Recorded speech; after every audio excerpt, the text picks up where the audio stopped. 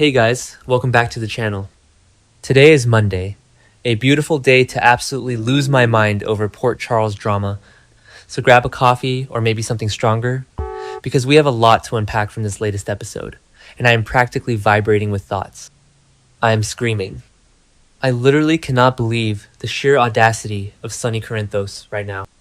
I mean, we all know Sonny has always been a control freak when it comes to Carly, but this is a whole new level of toxic behavior, and I need to vent about it. He is actually summoning Brick to his house to actively sabotage Carly and Valentine's relationship. And Brick is just going along with it? In the promo, Brick literally looks at Sonny and says, "No worries, I think I can help with this." Like, excuse me? Since when is Brick the mob equivalent of a high school gossip girl orchestrating breakup? I've been watching since 2015, and this is honestly the most hypocritical thing Sonny has done in years. Because let's look at the facts here, people. Sonny is currently carrying on a completely secret, highly dangerous romance with ADA Justine Turner. Yes, the same Justine Turner who was just held hostage at gunpoint by Jen Sidwell at the Jerome Art Gallery. Sonny is out here giving Justine intense ultimatums about their forbidden romance and passionately surrendering to his feelings for her. But the second Carly moves on with Valentine Cassadine, Sonny suddenly appoints himself the moral police of Port Charles. The hypocrisy is blinding. He has absolutely no right to dictate who Carly dates, especially when he is putting an assistant district attorney's life at stake with his own mob drama. But I have to hand it to Carly. She is finally setting boundaries. When Sonny tries to tell her she's making a mistake with Valentine, she straight up reminds him that he does not have a say in her love life. Good for her. I am so here for independent Carly. She hid Valentine in her attic for months, she committed treason, she teamed up with Lucas Jones to break into Windermere to save Jocelyn, and she is not about to let her ex-husband bully her into dumping the man she risked everything for. But knowing Sonny, setting a boundary is just going to make him push harder. This whole sabotage plot with Brick is going to blow up in his face, and honestly, I cannot wait to watch him squirm when it does. And then we have to talk about Valentine's confession to Carly. Am I the only one who is extremely suspicious of his motives right now? In the promo for Friday, Valentine looks at Carly and asks, "Are you concerned about how I feel now that Anna is back in town?" He lays it all out on the line, telling Carly that Anna is his past and she is his future. Okay, swoon, right? Wrong. Do not fall for it, Carly. I know some people are loving this Farley pairing, but personally, I don't trust Valentine as far as I can throw him. Let's not forget that Valentine literally just went to Anna Devayne's condo to visit her. He knows she is back from that hellish psychiatric facility in France. He knows she survived the Windermere captivity and the gaslight. He even delivered a secret message to her orchestrated by Jocelyn. Valentine has always been obsessed with it. Jack Brennan literally warned Carly about this at the hospital, telling her that it's a mistake to think Valentine would ever choose her over Anna. And as much as I hate to admit it, Brennan is right. Valentine might be saying all the right things to Carly right now, because she protected him from Ross Cullum and the WSB, but the second Anna snaps her fingers, he is going to go running. Wait, I'm getting ahead of myself. Maybe Valentine really has changed. He did strike a deal with Z in Geneva to expose Cullum, so maybe he is trying to be a better man for Carly. But I just have this sinking feeling that Anna's return is going to shatter this romance before Brick even has to do anything. Speaking of shattered, can we talk about Jocelyn Jacks and Trina Robinson? My heart actually physically ached watching Trina visit Jocelyn in her hospital room. Trina is such a pure, good friend. She just survived a massive panic attack to dominate her music showcase with Gio Palmieri.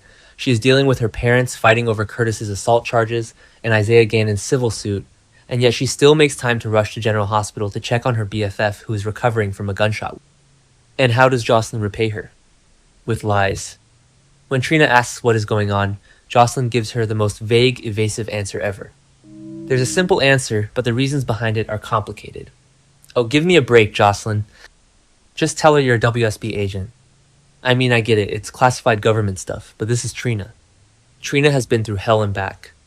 Instead, Jocelyn is sitting in that hospital bed, secretly making massive deals with WSB head Z to secure the freedom of Jason and Valentine, and actively orchestrating a massive cover-up to hail Ross Cullum as a hero to hide the fact that he murdered Marco Rios. Lucas Jones is furious at Jocelyn for bearing the truth about Marco, and now Jocelyn is lying to Trina's face. Remember when they tried to make Jocelyn the innocent moral compass a few years ago? Yeah, didn't work then either. She is full-blown mob, spy royalty. She is literally Carly too, but with government clearance and a badge. I kinda hate how much she lies to the people who love her. But wait, no, I actually kind of love that she is becoming this ruthless operative who isn't afraid to get her hands dirty. I contradict myself constantly with Jocelyn, but you have to admit, her character arc from normal college student to WSB agent taking down corrupt directors on Spoon Island is insane. I just hope Trina doesn't get caught in the crossfire when the truth inevitably comes. Okay, back to the point. Because we urgently need to discuss the absolute chaotic mess that is the Ethan Lovett, Ava Jerome, and Lulu triangle. Lulu is issuing a massive warning to Ethan on Friday, and for once in her life, Lulu is 100% correct. Ethan is sitting there talking about how he saved Ava's life at the gallery when Jen Sidwell held them hostage, and how he took a bullet to the butt, which Sunny hilariously mocked him for, and you can just see the hard eyes he has for Ava. He is completely smitten. Lulu immediately sees this and warns him to stay far, far away because Ava has a reputation for being a total viper. And Lulu doesn't even know the half of it. She has no idea that Ethan broke into the PCPD, stole cold case evidence, and faked a DNA test with Elizabeth Baldwin to hide the true paternity of baby Phoebe. He lied to Alexis Davis, claiming he is Phoebe's father from a one-night stand with the late Delilah Wilson. And who holds this massive, explosive secret? Ava Jerome. Ava is actively blackmailing Ethan, demanding he make it worth her while to keep her mouth shut. So of course Ethan is playing this flirtatious, dangerous game with her. He is trying to turn the tables and pull a sneaky trick to gain leverage over Ava, but he is playing with fire. Ava Jerome eats men like Ethan for breakfast. If he thinks he can outmanipulate the former mob queen of Port Charles, he is delusional. But honestly, their chemistry is kind of off the charts. Like, the tension in that gallery storeroom when he made his delirious confession was palpable. I am weirdly here for this toxic dynamic. But the absolute most ironic, mind-boggling part of this entire Phoebe storyline is Brooke Lynn Quartermaine. BLQ is going to march right up to Ava Jerome on Monday and outright ask her if she knows who Phoebe Wilson's father is. The nerve of this woman. Brooke Lynn is out here playing amateur detective, aggressively trying to uncover the secrets of her foster baby's parentage, while she is literally harboring the darkest, most destructive secret in town. Let's review, shall we? Brooke Lynn got drunk, got behind the wheel, and ran Jordan, Ashford, and Curtis off Route 91. She fled the scene of the crash. Then, instead of coming clean, she teamed up with Lucy Coe and used Brick to Dr. Willow Kane's GPS trip log to frame Willow for the hit and run. She is letting Willow take the fall, she is letting Harrison Chase tear his hair out trying to defend his ex, and she is watching Michael Corinthos use this to push Willow and Chase into an affair. Brooke Lynn is a walking, talking disaster zone of lies and deceit, and yet she has the audacity to interrogate Ava about secrets? I am so stressed for Harrison. He is such a good guy, he is putting Brooke Lynn and baby Phoebe first, and he has absolutely no clue that his entire marriage is built on a... When Chase finally figures out that Brooke Lynn was the driver and that she framed Willow, their marriage is going to explode into a million pieces. Tracy Quartermaine already knows the truth and warned BLQ that this is going to end in tears. I dread the day this all comes out, but I also desperately want to see the fallout because the drama is going to be... And as for Ava's response to BLQ's question about Phoebe's dad, Ava's just going to smirk and say she doesn't know, which is technically true since Ethan confessed he isn't the father, but Ava knows enough to make Brooke Lynn's life very complicated if she wanted to. Finally, we have to talk about Nina Reeves and Jack Brennan because I am completely obsessed with this pairing. General Hospital spoilers are heavily hinting that Nina and Brennan are headed toward a full-blown romance, and after Friday's episode where Nina opens up to him, I am fully on board. These two have been spending so much time together lately, and the sparks are undeniably flying. Let's look at what they've been through recently. Nina literally saved Brennan's life when Ross Cullum tried to kill him with poisonous gas at... They have been sneaking around Windermere together, desperately searching for Brennan's missing black box.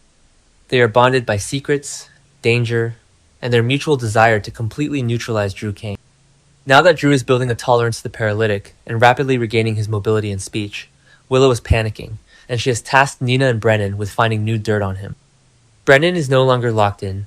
His stroke was a complete medical fraud, and he is operating at full capacity. Nina needs a man who can match her energy, someone who is strategic, ruthless, but fiercely protective. Brennan is all of those things.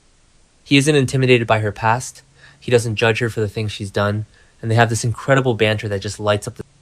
When Nina opens up to him, it shows a level of vulnerability she hasn't displayed since her Nixon Falls days. I know some people are still holding out hope for a Nina and Valentine reunion, but honestly, Brennan is exactly what Nina needs.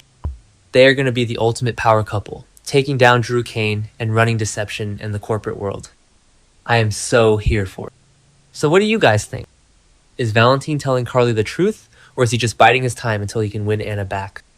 Is Sonny going to successfully destroy their romance with Brick's help, or is Carly going to catch them? How long can Jocelyn keep her WSB life a secret from Trina before Trina gets caught in the crossfire? And seriously, when is Brooklyn's hit-and-run secret going to drop and destroy her marriage to Chase? Let me know all your theories, because I am going to be thinking about this all weekend. Port Charles is absolutely on fire right now, and I wouldn't have it any other way.